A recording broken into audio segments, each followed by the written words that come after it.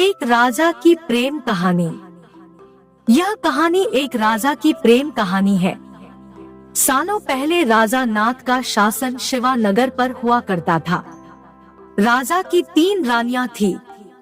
राजा अपनी तीनों पत्नियों में से सबसे ज्यादा अपनी पहली पत्नी को प्यार करता था, क्योंकि वो खूब सुंदर थी।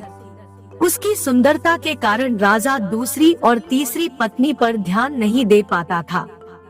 वह अपनी दूसरी पत्नी को दोस्त मानता था और तीसरी पत्नी पर बिल्कुल गौर नहीं करता था।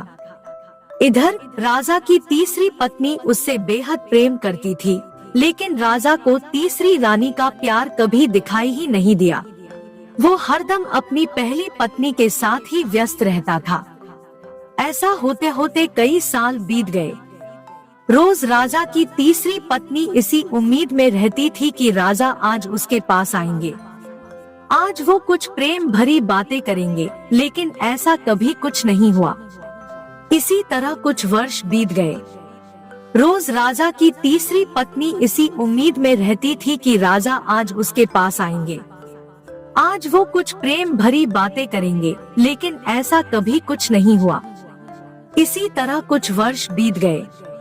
एक दिन राजा नाथ अचानक से गंभीर बीमार हो गए।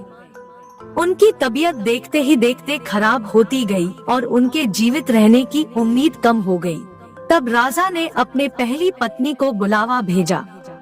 राजा की पहली पत्नी राजा के पास आए तो राजा ने उससे पूछा कि मेरे जीवित रहने की संभावना बहुत कम हो गई है और मैं भगवान के पास अकेले जाना नहीं चाहता हूँ, क्या तुम मेरे साथ चलोगी?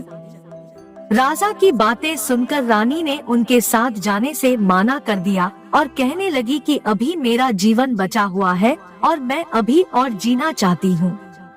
इसी वजह से मैं आपके साथ नहीं जा सकती। ऐसा कहकर पहली रानी राजा के कमरे से बाहर चली गई।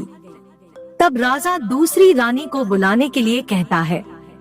दूसरी रानी को जब पता चलता है कि राजा अपने अंतिम क्षण में है और वो अपने साथ अपनी पत्नी को लेकर जाना चाहते हैं, तो वो राजा को पास जाने से ही मना कर देती है। अपने दोनों प्रिय रानी से निराश होकर राजा ने सोचा कि मैंने कभी अपनी तीसरी पत्नी को समय नहीं दिया और न ही उस पर प्यार जताया। अब मैं उसे कैसे बुला सकता हूँ?